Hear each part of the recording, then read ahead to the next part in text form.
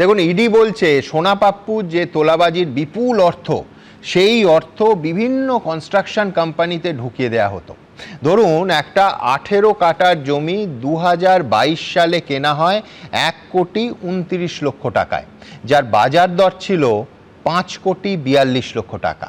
কোর্টে ইডি বলছে যে জমির মালিকদের হুমকি, পুলিশের চাপ, মিথ্যে মামলার ভয় দেখিয়ে সিকিভাগেরও কম দামে জমি এবং সম্পত্তি হাতাতো এই সোনা পাপ্পু আর শান্তনুরা।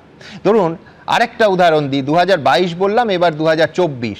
এই 2024-এ দেখা যাচ্ছে 7,77,00,000 টাকার সম্পত্তি সোনা পাপ্পুর এই সিন্ডিকেট কিনছে মাত্র 1,20,00,000 টাকায়। দুটো উদাহরণ দিলাম, 2022 আর 2024।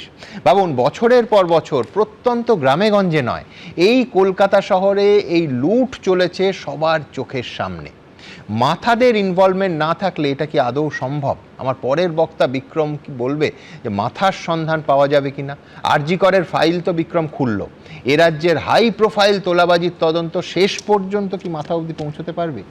দেখুন, আমি ব্যক্তিগতভাবে মনে করি পশ্চিমবাংলায় আগে রাজনৈতিক সংস্কৃতিটা পরিবর্তন হওয়া উচিত, আইনের শাসন ফেরা উচিত। যেটা নতুন যে সরকার এখন এসেছে, আইনের শাসনটাকে ফিরিয়ে আনার একটা প্রচেষ্টা করছে, আমরা দেখতে পাচ্ছি সকলে মিলে। মাথা অবধি পৌঁছতেই হবে, মাথা অবধি না পৌঁছলে হবে না। একটা প্রশ্ন আমি এই আলোচনায় শুনছিলাম যে ইডি সিবিআই এর কত কনভিকশন রেট আছে। আমি বলবো সেন্ট্রাল ব্যুরো অফ ইনভেস্টিগেশন প্রচুর মুখ্যমন্ত্রীদের কনভিকশন করিয়েছে। যখন আমরা মামলা করেছি, অর্ক ছিল সেই মামলাগুলোতে, অনেক মামলাতেই আমার বিপক্ষে ছিল।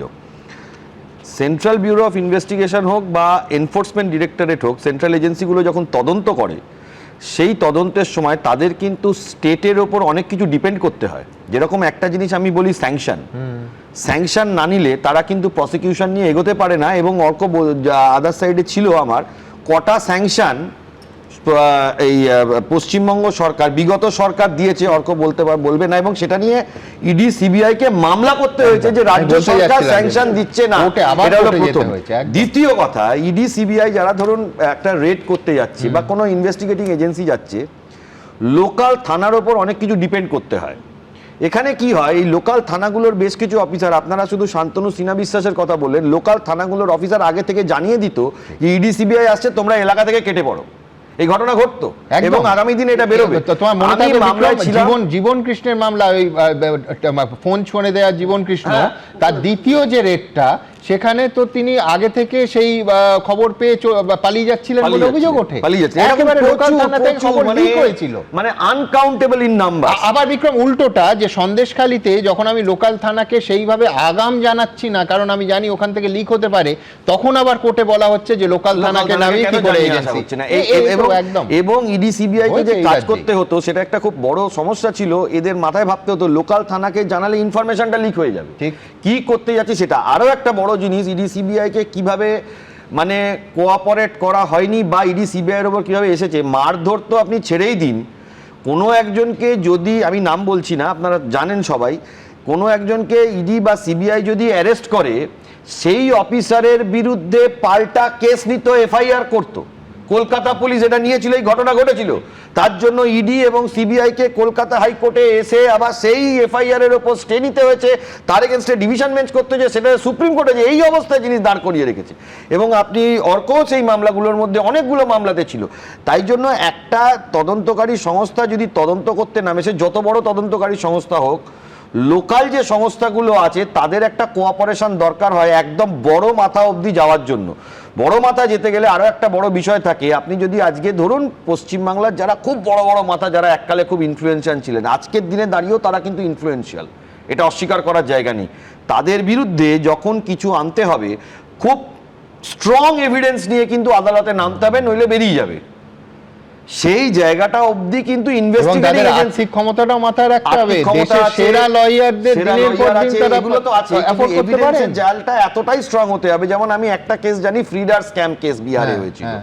সেখানে এভিডেন্স এতটাই স্ট্রং ছিল, কারণ যারা ধরুন একদম টপ র্যাঙ্কে থাকে, পুলিশ অফিসার উনি আছেন, জানেন, তারা কিন্তু কখনোই রিটিন ইনস্ট্রাকশন দেবে না, মুখে বলে দেবে এটা করে দাও। যারা খুব মানে ধরুন আইএএস বা আইপিএসদের মধ্যে একদম টপ র্যাঙ্কের অফিসার থাকে, তারা কিন্তু এই ফাইলের মধ্যে কিছু একটা নোট রেখে দেয় যে এখানে আমায় মুখে বলা হয়েছে। এই যেমন ধরুন এসএসসি স্ক্যাম, এটা কি ওপর তলার লোকজন জানতেন না? কলকাতা পুলিশ জানতো না? এরা কিন্তু সবাই জানতো যে এই ঘটনা ঘটছে, কারা কারা এজেন্ট সবাই জানতো। ইনফ্যাক্ট কলকাতা হাইকোর্টে যারা প্র্যাকটিস করে বা সাধারণ মানুষ থেকে আরম্ভ করে এজেন্টদের কিন্তু সবাই চিনতো, কিন্তু এইভাবে আলটিমেটলি কিন্তু এই জিনিসটা হতো, এটা অস্বীকার করার জায়গা নেই। পার্থ চ্যাটার্জি যখন তিনি অ্যারেস্ট হয়েছিলেন, তার স্যাংশন বার করতে গিয়ে ইডি সিবিআই এর ঝামেলা হয়েছে।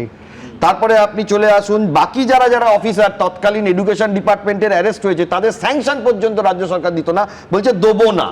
সেটা নিয়ে হাইকোর্টে বিচারপতি বাগচির ঘরে মামলা হয়েছিল, সেখানে ডাইরেকশন করাতে হয়েছে, তারপরেও আটকে রেখেছে, সেটা নিয়ে উঠেছে। এই যে নন কোঅপারেশনটা চলেছে দীর্ঘদিন ধরে, নতুন সরকার আসার পর এই কোঅপারেশনটা যদি হয়, আর আমি একটা কথা বলি, যে কারোর এগেনস্টে ইনভেস্টিগেশন হতে পারে, তো ইনভেস্টিগেটিং এজেন্সির কাছে ফেস করবে, কোর্টের কাছে আসবে। এটাতে এই যে ফোর্সটা, যেটা গায়ের জোরে আইন দেখিয়ে বা মেরে বা কোনো আইনি মারপ্যাচে যে আটকানোর চেষ্টা করছে, এই ফোর্সটাকে কার ইন্ধনে এই ফোর্সটা করছে, এটা তো একটা সব থেকে বড় প্রশ্ন। একদম টপ মাথা না থাকলে একটা ইডি সিবিআই অফিসারের বিরুদ্ধে কলকাতা পুলিশ এফআইআর নিয়ে নিচ্ছে।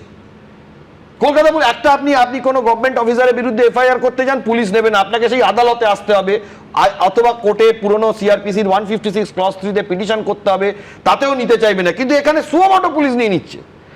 এই যে ইনফ্লুয়েন্সটা পুলিশকে খাটানো চাই, টপ লেভেল থেকে না হলে পুলিশ কি করে, কেন এফআইআর নেবে? যে কোনো একটা টপ লেভেল থেকে এটা আসছে, নাহলে তো এই জিনিসটা হতে পারে না। দিনের পর দিন, বছরের পর বছর, যে একটা মামলায় হয়েছে তা না। আপনি যদি কয়লা কাণ্ড দেখেন, আপনি যদি এসএসসি মামলা দেখেন, আপনি যদি এই যে প্রমোটারি রাজের মামলা, প্রত্যেকটা মামলাতে, এবং যারা ইডি অফিসার তাদের মাথার মধ্যে এটা ঢুকে থাকতো যে আমি যদি কিছু একটা স্টেপ নিই, এটা একটা কাউন্টার রিটালিয়েশন হবে। এবং লাস্ট অব দি নির্বাচনের আগে খোদ প্রাক্তন, তো আমি বলবো না, বহিষ্কৃত প্রাক্তন মুখ্যমন্ত্রী, তিনি গেছেন হলো ফাইলটাকে জোর করে নিয়ে চলে আসার জন্য। এবং সেই কেসটাতেও আপনি যদি দেখে থাকেন, পাল্টা আবার এদের নামে কেস করার হুমকি দিচ্ছে, এবং পুলিশের লোকজন তার সঙ্গে দাঁড়িয়ে আছে। এটা অস্বীকার করার জায়গা নেই, এই ঘটনাগুলো ঘটেছে।